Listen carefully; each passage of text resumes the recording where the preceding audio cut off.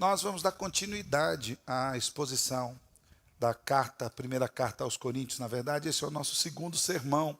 E assim como eu falei pela manhã, também é bom falar à noite, né? O seu pastor, ele é pouco criativo. Eu sou ruim de criatividade, irmãos, eu preciso reconhecer isso. Mas essa série já há muitos anos que nós gostaríamos de pregá-la, ela já estava aí na fila. E na minha pouca criatividade, olhando aquilo que representava a igreja de Corinto, ou as coisas que aconteciam na igreja de Corinto, eu dei o tema para a nossa série de uma igreja como a nossa. Talvez você possa falar, pastor, mas o senhor não tem criatividade quando resolve usar a pouca que tem, ainda nos compara com a igreja de Corinto.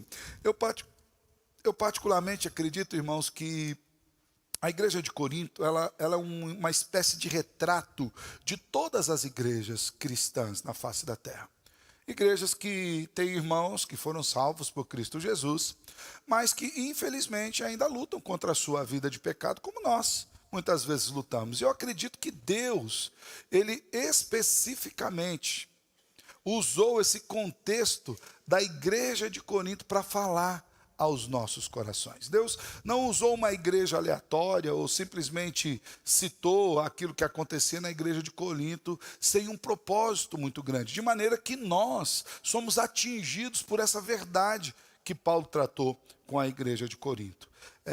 Esse texto ele é inspirado pelo Senhor, de maneira que não apenas resolver os problemas lá daquela igreja, como também tratam das nossas questões. Para isso, eu quero convidar os irmãos a abrirem suas Bíblias, na primeira carta aos Coríntios, no seu capítulo 1. Nós vamos ler dos versos 4 até o 9.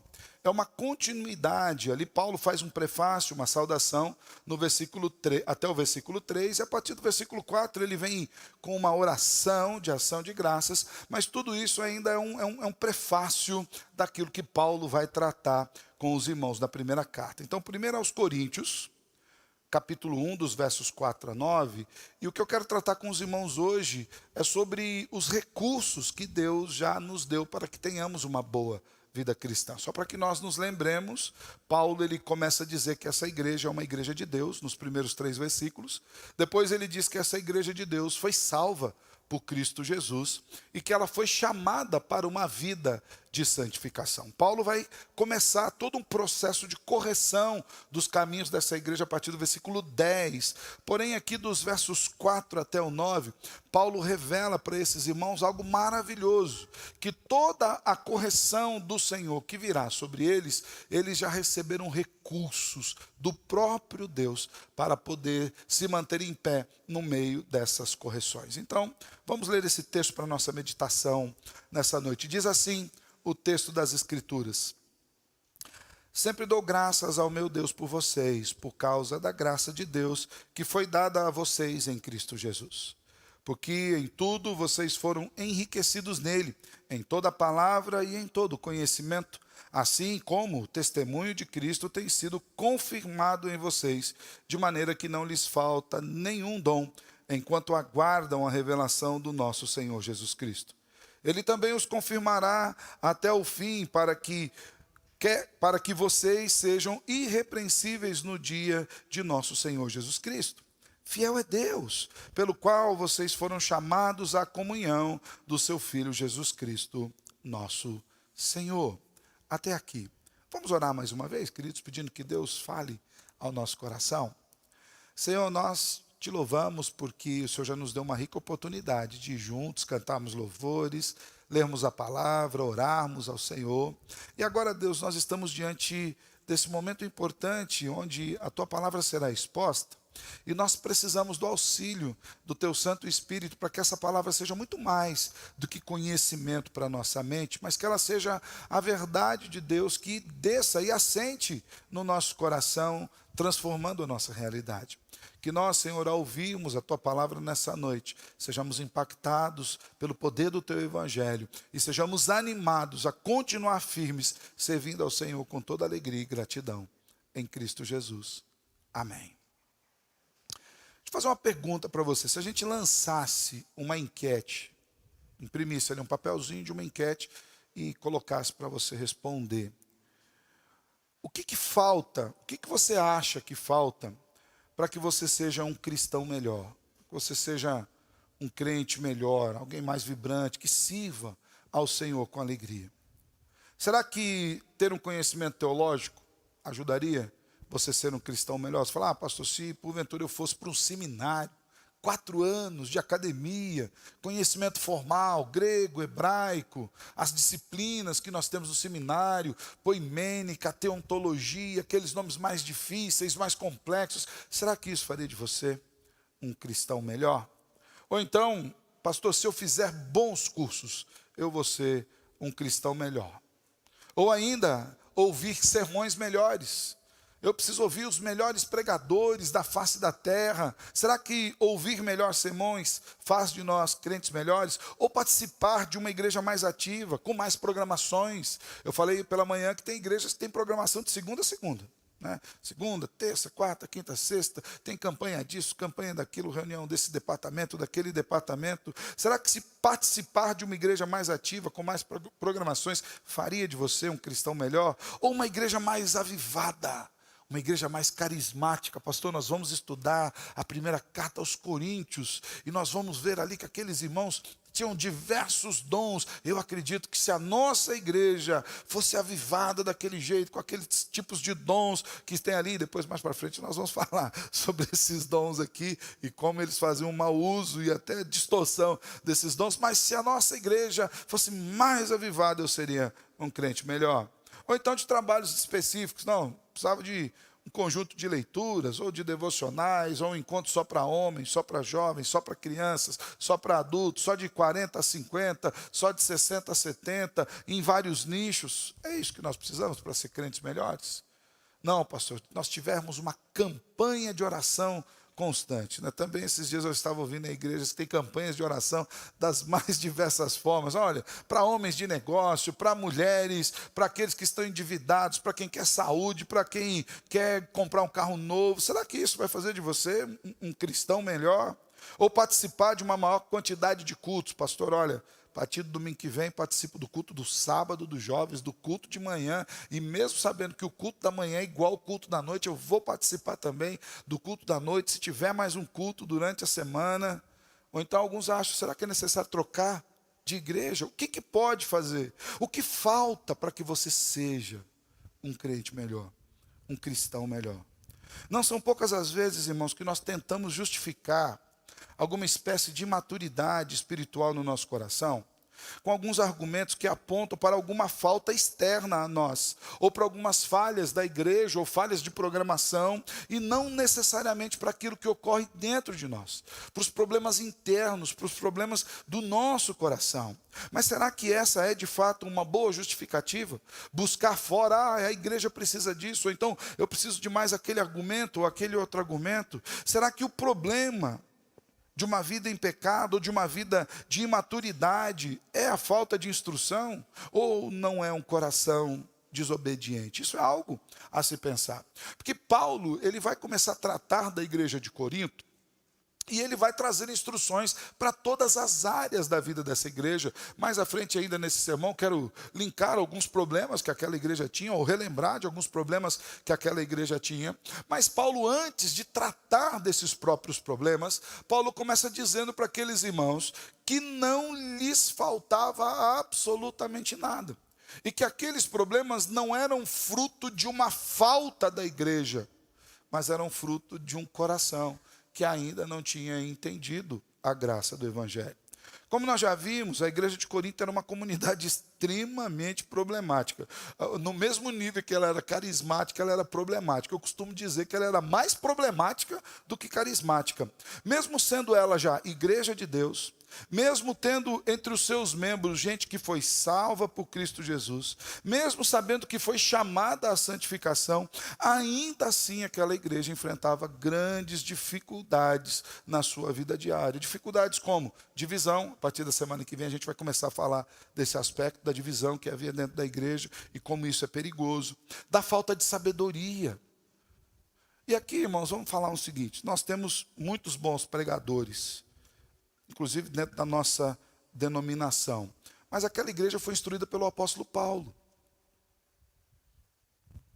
Eu particularmente acredito, sem desmerecer qualquer um dos nossos pregadores presbiterianos, que graças a Deus são muito bons, mas que nenhum deles se assemelhava ao que era o apóstolo Paulo, pregando ou expondo o evangelho. Aqueles irmãos não tinham sabedoria mesmo assim, havia imaturidade espiritual. Paulo os chama de carnais. Eles confiavam na sabedoria do mundo em detrimento da sabedoria de Deus. Havia problemas ministeriais, morais, éticos, imoralidade sexual, inclusive entre os familiares. Havia litígio entre os irmãos, problemas conjugais, muitos divórcios aconteciam na igreja, falta de discernimento espiritual, comiam alimentos sacrificados a ídolos. Nós estamos vivendo uma época complicada aí, onde nós precisamos repensar algumas coisas como os crentes, né? Toda vez aí entra festa junina, o pessoal, pastor, pode participar de festa junina? Irmão, você não deve participar de festa junina. É uma festa consagrada a um santo. Eu não consigo entender o que nós, como cristãos, vamos fazer num lugar desse. Paulo, inclusive, corrige a igreja de Corinto. Por quê? Eles comiam comidas sacrificadas a ídolos, dando mau testemunho cristão, eram idólatras. Eles tinham dificuldade com a autoridade do apóstolo Paulo. Paulo escreve a segunda carta, inclusive, dizendo sobre essas questões. Aqueles irmãos enfrentavam um problema no culto, na sua liturgia, na forma como eles cultuavam. Eles tinham um problema particular com a ceia. Paulo chega a dizer àqueles irmãos, olha, o que vocês estão fazendo quando vocês se reúnem não pode ser chamado de ceia do Senhor. Havia dificuldade com a ordem, com os exercícios dos dons espirituais, com profecias, com dons de línguas. Nós vemos isso nas igrejas hoje. Talvez esse não seja um problema particular presbiteriano, mas nós vemos isso espalhado na igreja. Havia falta de amor. Havia descrença na ressurreição. A igreja, na verdade, antes de ser uma congregação de santos, era uma congregação de pecadores, de gente falha, de gente necessitada, de gente que precisa crescer em Cristo Jesus. Mesmo quando tem uma reputação brilhante, os seus próprios membros e pastores reconhecem que são repletos de fraquezas e pecados, e essa é uma grande realidade. Porém, as dificuldades que ocorrem no meio da igreja não acontecem por faltas de recurso. Os irmãos que enfrentam lutas contra os seus pecados dentro da igreja, ou até mesmo as igrejas que caminham em pecado, não o fazem por falta de recursos, por falta de instrução. Paulo, inclusive, se regozija em Deus, não apenas pela salvação, mas por todos os recursos que o Senhor já derramou sobre a vida da igreja. Deus já derramou sobre a vida da igreja tudo aquilo que nós precisamos ter para uma vida de santidade. Versículo 4, relembrando com os irmãos, Paulo diz, sempre dou graças ao meu Deus por vocês, por causa da graça de Deus que foi dada a vocês em Cristo Jesus. Ou seja, a graça já foi concedida. E assim como Deus fez ali com a igreja de Corinto, Deus continua suprindo a sua igreja em tudo aquilo que é necessário para que nós sejamos crentes fiéis. Então, o que é preciso para que eu e você sejamos crentes fiéis, sejamos crentes melhores? Na verdade, nós vamos ver que é fazer um bom uso dos recursos que Deus já nos deu. Quero destacar 3 recursos que Paulo nos mostra aqui que Deus já nos concedeu. Vejamos o primeiro deles. Paulo diz que a igreja está enriquecida na graça de Cristo Jesus. Olha o que está escrito na sua Bíblia dos versos 5 até o 7. Diz o seguinte, porque em tudo vocês foram enriquecidos nele, em toda palavra, em todo conhecimento, assim como no testemunho de Cristo. Assim como o testemunho de Cristo tem sido confirmado em vocês, de maneira que não lhes falta nenhum dom, enquanto aguardam a revelação do nosso Senhor Jesus Cristo. Veja bem, Paulo diz que aquela igreja foi enriquecida. Não é a ideia de que Deus distribuiu sobre a igreja poucos recursos ou alguns recursos. Deus enriqueceu a igreja. A ideia de enriquecer é ter o suficiente para você e para você poder dar a outras pessoas. Essa é a ideia de enriquecimento. Aqueles irmãos foram supridos de toda a riqueza espiritual. Quando Paulo escreve aqui, porque em tudo vocês foram enriquecidos nele, Paulo não está se referindo especificamente às posses materiais. Ainda que alguns daqueles irmãos de Corinto pudessem ser prósperos, há muitos comentaristas que dizem que a igreja de Corinto era uma igreja rica. Era uma igreja numa cidade importante, uma cidade portuária, e muitos daqueles irmãos que frequentavam aquela igreja eram abastados. É bem possível que Paulo tenha usado esse termo de maneira especial e intencional para contrastar com aqueles irmãos que aquilo que eles tinham sobrando nos seus recursos, na verdade eles tinham superabundando na graça de Deus. Então Paulo apresenta um contraste aqui, fala, meus irmãos, talvez vocês imaginem que porque vocês são ricos financeiramente, vocês estão supridos, mas não, Deus supriu vocês de uma riqueza muito maior, de uma bênção espiritual. Paulo chama a atenção para os tesouros espirituais que nós recebemos em Cristo. Meus irmãos, nós fomos enriquecidos em Cristo Jesus. Todos nós fomos enriquecidos pela graça. Deus tem incontáveis riquezas espirituais que deseja dar aos remidos por meio de Cristo. Então a igreja não é um local onde há falta de sustento para aqueles que precisam de um crescimento na vida espiritual. Na igreja é como se você chegasse num grande mercado espiritual, dá até medo de falar esse termo, né? Mercado espiritual, ainda mais da forma como as pessoas usam a igreja desses dias, mas não, imagine não um mercado que você vai comprar alguma coisa, a igreja não vai vender nada, mas imagina um mercado free, onde você simplesmente pega o seu carrinho e entra, e naquele mercado você pode receber, ou você pode colher nas prateleiras, tudo aquilo que você precisa para uma alimentação saudável, para uma vida saudável. A igreja, quando você adentra as portas da igreja, no meio do seu povo, na comunhão com os irmãos, na meditação nas escrituras, no cântico do louvor, na leitura da palavra, nas orações, intercessões, na exposição do evangelho, a igreja tem as suas prateleiras cheias de tudo aquilo que Deus já derramou sobre nós, para que nós sejamos crentes melhores, para que nós sejamos crentes fiéis. O Senhor é o depositário dessa igreja. A igreja tem potencialmente todos os dons espirituais em sua vida e deve esperar em oração que Deus a conduza a uma expressão madura. Às vezes nós olhamos para a igreja de Corinto e nós falamos, pastor, se tivesse no nosso meio dons, como tem naquela igreja, eu falo para você sem medo de errar, não falta um dom à nossa igreja. Não falta um dom à igreja de Cristo. O Senhor, quando nos reúne em comunidade, Ele distribui por sobre nós os dons. Talvez nós não vamos ter um mau uso ou uma má compreensão dos dons, como aquela igreja tinha. Principalmente quando se fala de dom de profecia e de dom de línguas. Aquela igreja era uma igreja extremamente confusa com respeito a isso. E até alguns textos que muitas pessoas imaginam que Paulo está recomendando o uso desses dons, Paulo não está recomendando. Paulo está fazendo uma repreensão com respeito a isso, mas nós veremos isso lá na frente. Todos os dons necessários para o bom crescimento Deus derramou na igreja, de maneira que um contribui, o outro ensina, o outro ora, o outro toca, o outro serve, o outro canta, o outro prega, o outro visita, o outro intercede, o outro está presente. A igreja é esse celeiro de bênçãos derramado pelo Senhor para que nós amadureçamos. É por isso que Deus derramou dons espirituais sobre nós.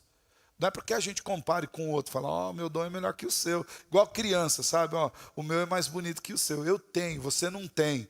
Não é para isso. Muito pelo contrário. Quando nós recebemos os dons de Deus, nós recebemos para servir a comunidade dos santos. Para quê? Para o aperfeiçoamento dos santos.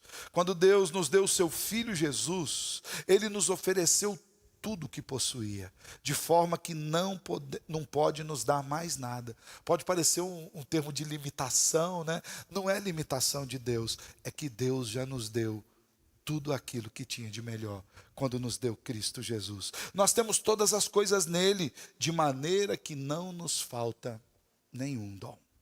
E para tornar esses dons efetivos em nossa vida comunitária, nós precisamos penetrar profundamente na riqueza da graça em oração. Paulo diz isso, olha, Deus derramou o dom sobre vocês, vocês já estão enriquecidos de tudo aquilo que vocês precisam, enquanto vocês aguardam a revelação do nosso Senhor Jesus Cristo. Nesse processo entre a nossa conversão e a vinda do nosso Salvador, nós vivemos em oração diante do Senhor, pedindo que Ele nos capacite a usarmos os dons para a glória do seu nome. Essa esperança tem em si, dentro de si, o próprio incentivo para nos levar adiante, como aqueles que foram destinados a Cristo. Porque somente a partir daí nós alcançaremos a plena realidade de tudo que é o nosso Senhor em nós. A manifestação dos dons de Deus na igreja é a presença do próprio Cristo em nosso meio. E Paulo, inclusive, ele nos diz aqui duas riquezas que nós recebemos de maneira bastante prática nesse arcabouço da graça de Cristo Jesus. A primeira dessas riquezas é a palavra. Nós já recebemos a palavra, e essa palavra se refere ao conhecimento, à expressão do Evangelho. Meus irmãos, não há nada mais poderoso na vida de uma igreja, não há nada mais poderoso na vida de um crente do que a ação do Evangelho. O Evangelho transforma vidas, converte pessoas. O Evangelho é uma ferramenta que o Espírito Santo usa para a santificação diária. Nós olhamos para o Evangelho, confrontamos a nossa vida com a realidade do Evangelho e vamos buscando nos parecer mais com o Cristo do Evangelho. O Senhor já nos deu a palavra e deu de maneira rica. Ele nos enriqueceu com a palavra. É a verdade do Evangelho que subjetivamente aqueles irmãos compreendiam, isso é, com a boca eles confessavam o conhecimento espiritual que eles tinham no coração. Sabe o que faz você estar aqui essa noite? O Evangelho. Sabe o que muda a sua vida diária, no dia a dia, no seu trabalho, nos seus relacionamentos? É o Evangelho. É o Evangelho que confronta os nossos pecados com a verdade de Cristo Jesus, nos mostrando tanto o perdão, quanto a nova vida. Nós somos perdoados dos nossos pecados e somos chamados a viver uma nova vida em Cristo Jesus. Paulo também diz que Deus nos enriqueceu no conhecimento, cuja tônica é a sabedoria, no sentido de aprender o Evangelho e praticá-lo. Olha que coisa boa. A igreja não só recebeu o Evangelho, mas ela foi capacitada a praticar o Evangelho. Você pode viver o Evangelho. Tem gente que fala, pastor, mas o Evangelho é difícil. Eu não sei se aquilo foi feito brincando ou se era uma realidade, mas um senhor falou, agora a partir de hoje eu resolvi fazer uma coisa muito difícil, eu vou ser crente. Eu morri de rir com aquilo. Ele falou, olha, crente não pode roubar, não pode matar, não pode mentir, não pode pecar e ainda assim está arriscado ir para o inferno. É difícil ser crente. Na verdade, nós somos chamados e capacitados a sermos crentes. Deus não quer que você seja um crente sem Ele. O problema nosso é que às vezes nós imaginamos que nós somos chamados a ser crentes sem Jesus. Então, olha, agora você crê em Jesus e agora você mostra as suas capacidades, as suas potencialidades. É aí que nós falhamos. Nós somos chamados a sermos crentes em Jesus e com Jesus, com a compreensão de que sem Jesus nós jamais vamos conseguir ser crentes. Deus já derramou sobre nós a capacitação, o conhecimento, a sabedoria para aplicarmos esse Evangelho. A igreja, meus irmãos, está capacitada pelo Senhor no poder do Espírito Santo e do Evangelho, porque o Evangelho é o poder de Deus, sendo enriquecida pela ministração da palavra e tendo o Espírito sobre ela, produzindo santidade em sabedoria até a volta de Cristo. Então Paulo diz, a primeira riqueza que nós temos é o enriquecimento na graça de Cristo, que nos proveu o Evangelho, o conhecimento e a esperança de vivermos até que Ele venha. O segundo aspecto que Paulo nos apresenta aqui, o segundo recurso que ele diz que nós já temos em abundância, é que a igreja está firmada na esperança da glória. A nossa esperança não reside aqui, nas coisas desse mundo. E eu louvo a Deus por isso. Nosso mundo é mau, irmãos. Além de ser mau, nosso mundo é volúvel. Aquelas circunstâncias que num dado momento são boas, elas mudam rapidamente. Nós estamos vendo um mundo em guerra, por exemplo. Você olha ali o Irã, Israel, Hamas, agora entrando nos Estados Unidos, ameaças da Rússia. Então você vê um mundo que é mau em si. Hoje pela manhã, o Felipe, na abertura da Escola Bíblica Dominical, ele nos chamou, ele nos convocou a orarmos pelos crentes, pelos irmãos que estão lá no Irã, e tem muito crente lá no Irã, tem gente que ama ao Senhor Jesus, que está ali agora sofrendo o medo também da guerra. Dos crentes que há em Israel, né? Às vezes nós imaginamos que todo aquele Israel é uma comunidade de crentes. O Israel étnico é uma coisa, o Israel de Deus é outra coisa, mas ali em Israel também há muitos crentes na Palestina. Eu até estendo, nós devemos orar por toda aquela região, por todos os que sofrem. Porque as bombas caem na casa do crente e do não crente. As bombas estão caindo, matando crianças cristãs e não cristãs. Nós devemos orar para que Deus haja com misericórdia. Hoje nós vemos a guerra ali, mas a fome em muitas outras áreas do mundo, a corrupção espalhada na política de vários países. Nós devemos orar por isso. Por isso Paulo diz que a esperança da igreja não está firmada nas coisas desse mundo. A esperança da igreja está firmada na glória. Versículo 8, Paulo diz o seguinte: Ele também os confirmará até o fim, para que vocês sejam irrepreensíveis no dia de nosso Senhor Jesus. Olha que coisa maravilhosa, irmãos. Uma das coisas que fortalece a vida da igreja é onde a sua esperança está firmada. Isso talvez devesse ser uma pergunta que nós façamos para nós todos os dias. Onde a nossa esperança está firmada? Quando as más notícias vêm, onde a nossa esperança está firmada? Quando nós enfrentamos problemas, onde a nossa esperança está firmada? Quando nós temos lutas espirituais, onde a nossa esperança está firmada? Quando experimentamos de algum tipo de carestia ou de algum tipo de limitação, é uma pergunta que nós precisamos fazer. Onde a nossa esperança está firmada? O apóstolo Paulo afirma que a esperança da igreja está firmada e a nossa esperança está em que também estejamos firmes em Cristo Jesus. Ele também os confirmará até o fim, para que vocês sejam irrepreensíveis no dia de nosso Senhor Jesus Cristo.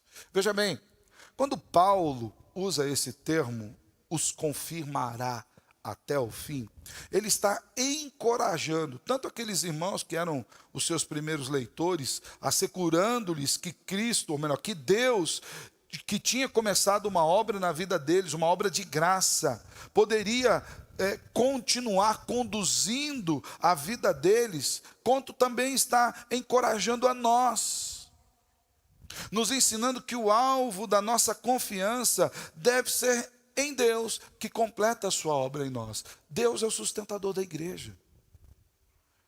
A nossa esperança não é que tenhamos uma igreja mais rica, uma igreja livre de problemas.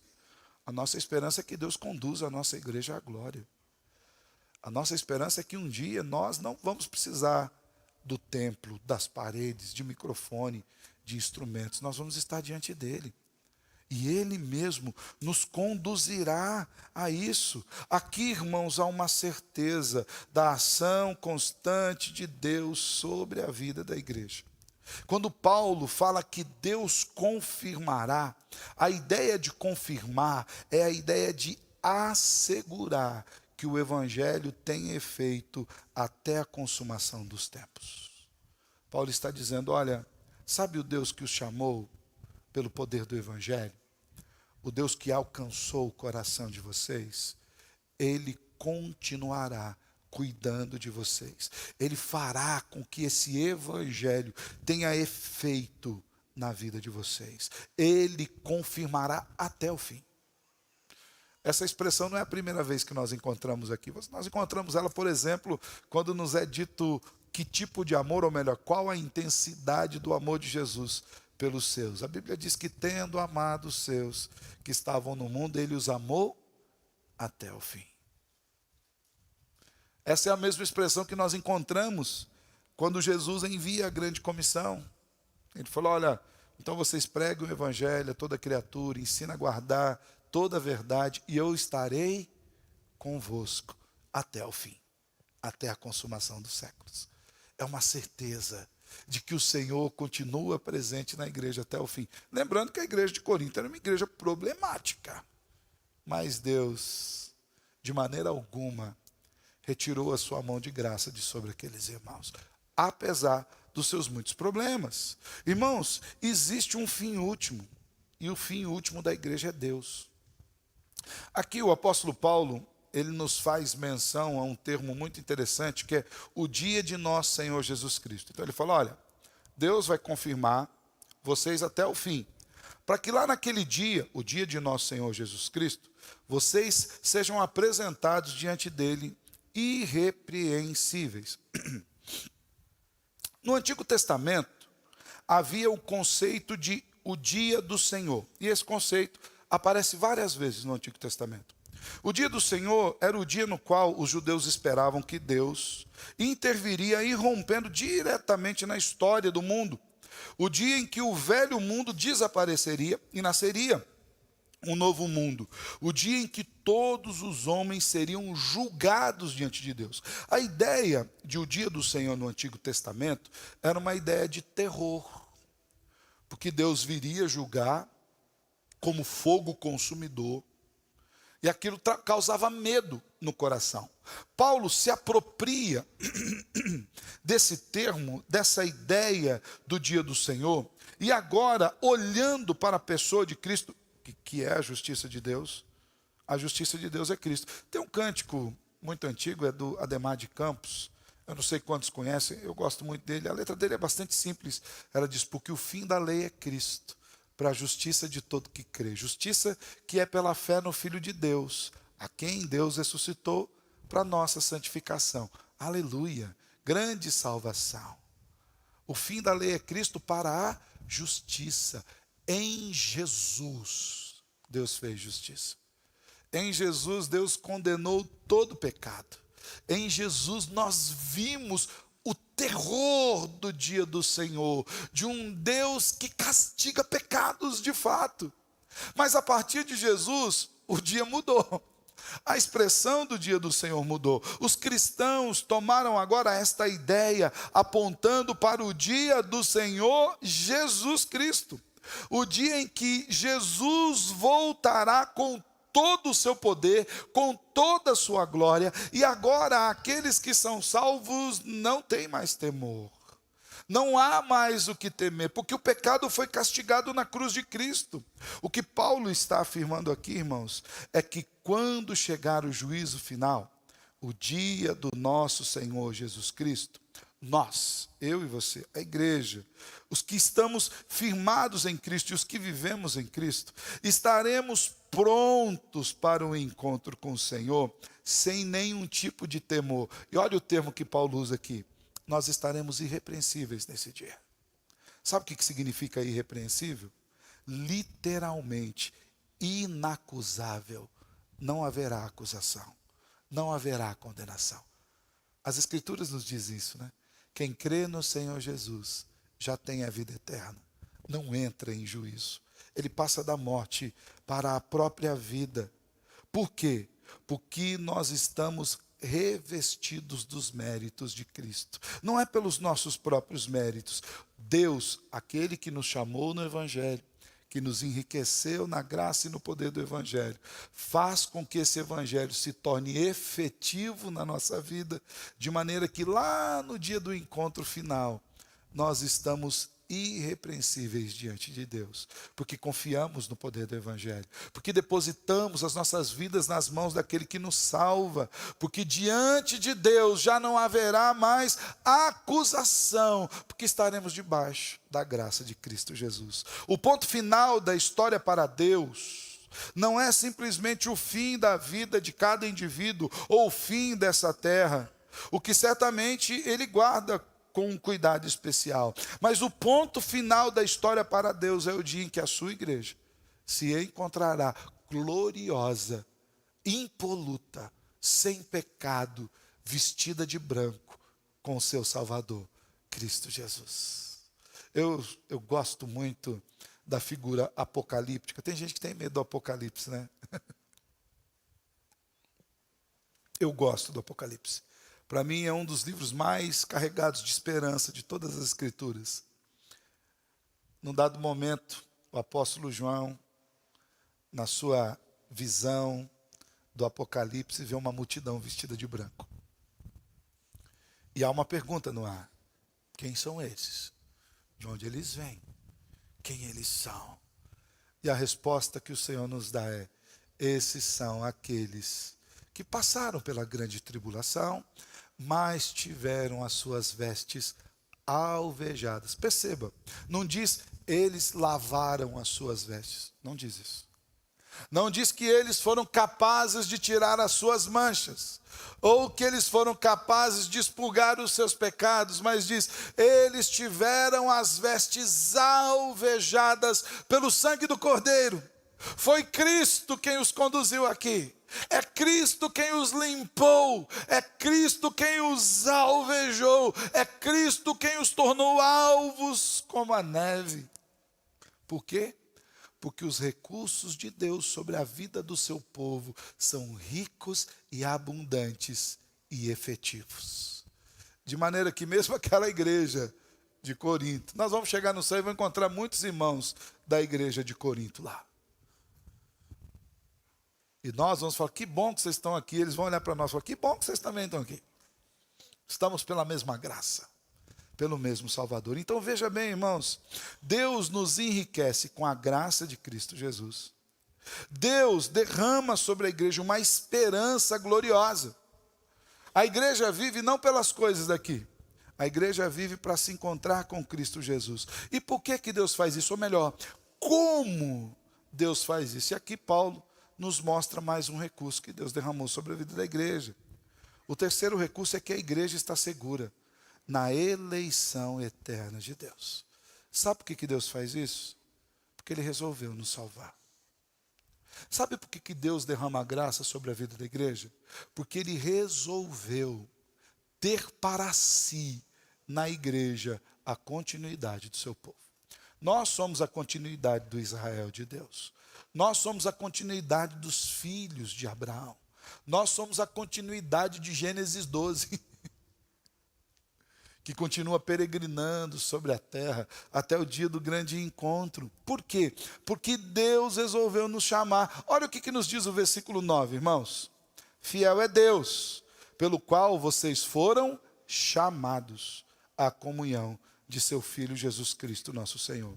Paulo termina essa introdução, lembrando que dos versículos 1 até o 9 é uma introdução. Paulo está dizendo quem é a igreja. Quem é a igreja? A igreja é a igreja de Deus. Quem são os membros dessa igreja? É o povo que foi salvo por Cristo Jesus. Qual o objetivo que esse povo foi salvo? Ele foi salvo para viver uma vida de santidade. E como eles podem viver uma vida de santidade? Deus derramou recursos sobre ele, graça abundante, esperança futura firme em Cristo e também a eleição eterna. Paulo vai corrigir a igreja daqui para frente. Talvez os sermões a partir da semana que vem eles sejam um pouco menos palatáveis ou pelo menos mais desafiadores para nós lidarmos com as verdades que serão tratadas ali. Mas veja bem, nessa introdução Paulo está dizendo que essa igreja que tem problemas a ser tratados é a igreja que Deus já providenciou o remédio para o tratamento desses problemas de antemão. Então Paulo termina essa introdução carregada de gratidão. Gratidão a Deus com uma afirmação fortíssima. Paulo diz, fiel é Deus. Ou seja, na hipótese de alguém duvidar da veracidade dos versículos anteriores, Paulo afirma incondicionalmente que Deus é fidedigno no cumprimento das suas promessas. Ou seja, Deus trata da igreja, trata, mas é fiel, Ele continua amando a igreja. Hebreus 12 nos diz que Deus corrige a quem ama. Deus nos trata como filhos. E se somos filhos de Deus, se precisar açoitar, Ele vai açoitar. E Ele faz isso com amor. Inclusive lá em Hebreus capítulo 12 diz que Ele faz isso para o nosso aprimoramento, para o aperfeiçoamento na fé, para que cresçamos espiritualmente. Para enfatizar aqui que Deus resolutamente sustenta o seu povo até o fim, no dia do nosso Senhor Jesus Cristo. Paulo está dizendo isso, Deus é fiel, Ele vai de fato encaminhá-los para a glória eterna. Essa verdade, irmãos, ressoa do começo ao fim das Escrituras. É Deus que chama o povo, É Deus que levanta o povo. É Deus que conduz o povo. É Deus que recebe o povo. A nossa história começa em Deus, se desenvolve em Deus e termina em Deus. Ele é o dono da história. Cantamos aqui: Tu és o Senhor de toda a glória. No correr da história, Deus vem revelando esse amor sobre a vida da igreja. Nós podemos confiar inteiramente em nosso Deus. E esse Deus que é fiel, Ele operou algo muito importante sobre as nossas vidas. Ele nos chamou à comunhão de seu Filho Jesus Cristo, nosso Senhor. Veja bem, irmãos, quando o texto nos diz que Deus nos chamou à comunhão, a ideia de chamar a comunhão aqui não é a ideia de fazer um convite meio sem despretensioso. Vai lá. Eu costumo dizer, eu tenho alguns amigos que são cariocas. Eu não sei se você é carioca ou se você tem algum amigo carioca, tá? Mas é muito engraçado porque os cariocas, eles têm uma afetividade muito legal. Então eles se abraçam, conversam. Ele fala: vai lá em casa, ele só não te dá o endereço.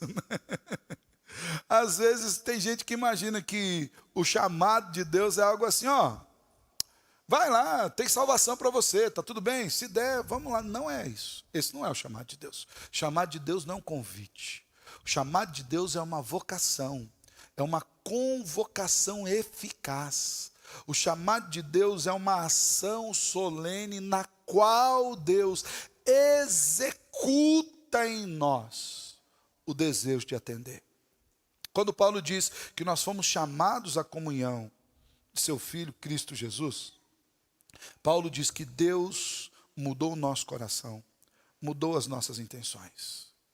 Paulo diz que Deus, por causa da sua própria iniciativa, nos tornou cristãos. Não fomos nós que escolhemos a Cristo. Não fomos nós quem aceitamos a Jesus. Não fomos nós quem encontramos Jesus. Tem até aquela frasezinha: quem estava perdido era a gente, não era Ele. Foi Ele quem nos encontrou. Foi Jesus, como um bom pastor, que deixou as suas 99 ovelhas seguras no aprisco, saiu a nossa caça e nos trouxe para Ele. É Jesus quem nos encontra. É Jesus quem nos convence pelo seu Espírito da justiça, do pecado e do juízo. É o amor dele que, quando apresentado a nós, nos é apresentado de maneira tão profunda que nos constrange a amá-lo. Quando nós falamos que a graça de Deus é irresistível, ela não é irresistível porque Deus abre a nossa boca e coloca ela goela abaixo. Ela é irresistível porque Deus se apresenta a nós na totalidade da sua graça, na infinitude do seu amor, na imensidão do seu perdão, na maravilha da sua graça eterna. E não há como resistir. Não há como resistir porque não há nada melhor. Não há como resistir, porque essa graça nos confronta com a vida de pecado e nos mostra que nele nos tornamos santos. Deus nos elegeu em Cristo e isso é tudo o que nós precisamos para viver em Cristo e reinarmos na glória eterna com Cristo. Sabe por que nós fazemos o uso dos benefícios da graça sobre as nossas vidas? Porque a eleição de Deus nos capacitou a isso. Irmãos, isso é maravilhoso demais. Pois uma vez que nós fomos chamados para sermos unidos a Jesus, é certo que nós vamos permanecer nele. E nós vamos nos tornando gradualmente semelhantes a ele. Cada dia, de glória em glória, nós somos transformados na imagem do Senhor. Cada dia nós vamos abandonando pecados. A salvação é efetiva em nós. Nós fomos salvos em um ato, no tempo e no espaço. O Senhor nos salvou. Nós nos encontramos com essa salvação no curso da nossa vida. E a partir de agora, a nossa vida é moldada por essa salvação. Lembra do evangelho ser efetivo em nós? É isso que acontece no curso da salvação. Nós somos transformados. Continuamente o poder de Deus opera em nós. De forma que em Cristo nós vamos deixando pecados. Vamos nos tornando mais santos, até o dia do grande encontro, quando lá seremos irrepreensíveis. Deus se comprometeu com esse propósito. É um propósito radical, no qual nós somos chamados a termos comunhão com Ele. Essa comunhão é indestrutível. Escrevendo aos Romanos, Paulo diz que ele estava certo de que nem morte, nem vida, nem anjo, nem principados, nem potestades, nem coisas do presente, nem as coisas do porvir, nem os poderes, nem as alturas, nem profundidade, nem qualquer outra criatura pode nos separar desse amor, dessa comunhão que está em Cristo Jesus. Ela é indestrutível. Isso é maravilhoso, irmãos. É por conta dessa eleição incondicional que as Escrituras declaram lá em Filipenses 1, versículo 6, eu estou certo que aquele que começou boa obra em vocês há de completá-la até o dia de Cristo Jesus. É uma certeza. Sabe o Deus que te chamou da morte para a vida? Deus que nos converteu, tirou-nos de uma vida de pecado, nos mostrou a graça e nos trouxe para a comunidade dos santos na igreja. Ele continua trabalhando em nós até o dia final. Ele não vai desistir de nós. Ah, pastor, a pessoa cometeu um pecado muito grave. Todo pecado é grave. Ricardo Gondim, nos vários tempos, lá atrás. Mas bem lá atrás, sabe? Bem lá atrás. Num dos seus sermões ele dizia que todo pecado é um punho cerrado contra Deus. Todo pecado, todo e qualquer pecado. É dizer para Deus, eu me governo. Eu não aceito o seu governo. Eu faço do meu... Sabe criança birrenta? Faço do meu jeito. A minha mais velha, quando era pequenininha, a gente colocava naquela cadeirinha para comer, sabe? Para dar comida. Então, a mãe pacienciosa ia dando comida ali. Às vezes a gente dava comida para ela. Falava, não, deixa que eu como sozinha. Faço do meu jeito. 10% da comida ia para a boca. Os outros 90% você achava na redondeza da cadeirinha, na cadeirinha, dentro da roupa e onde era possível cair. Assim somos nós. Quando nós olhamos para Deus e falamos, eu faço do meu jeito. A gente bagunça tudo, a gente espalha tudo. Nosso pecado fica visível. Às vezes o pecado entra em lugares que a mãe só vai descobrir quando vai dar banho. Depois, quando tipo, meu Deus, tinha um pedaço de bife aqui dentro. Nosso pecado é assim. Quando a gente fala, eu faço do meu jeito, aquilo vai se espalhando para o redor. Mas nem assim Deus desiste de nós. Aquele que começou a boa obra é fiel para terminar a boa obra. Eu sou filho de pedreiro.